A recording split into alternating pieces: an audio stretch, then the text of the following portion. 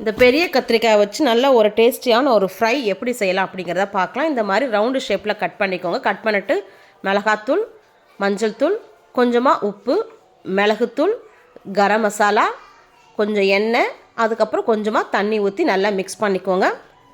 நல்லா பேஸ்ட் பதத்தில் நம்ம மிக்ஸ் பண்ணிவிட்டு நம்ம வெட்டி வச்சுருக்க கத்திரிக்காயோடைய 2 பக்கமும் நம்ம தடவி எடுத்துடலாம். நல்லா அப்ளை பண்ணிவிட்டு ஒரு 1/4 மணி நேரம் நம்ம அப்படியே ஊற வச்சிடலாம்.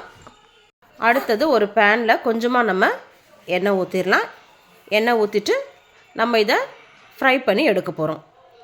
2 பக்கம் நம்ம திருப்பி போட்டு எடுக்கலாம். அவ்வளோதாங்க, நமக்கு ஒரு டேஸ்டியான ஒரு கத்திரிக்காய் ஃப்ரை ரெடி. உங்களுக்கு பிடிச்சிருக்கும் நினைக்கிறேன். பிடிச்சிருந்தா நீங்களும் இதே மாதிரி செஞ்சு பார்த்துட்டு எனக்கு லைக் பண்ணுங்கள், ஷேர் பண்ணுங்கள், கமெண்ட் பண்ணுங்கள், மறக்காமல் சப்ஸ்கிரைப் பண்ணுங்கள். தேங்க்யூ.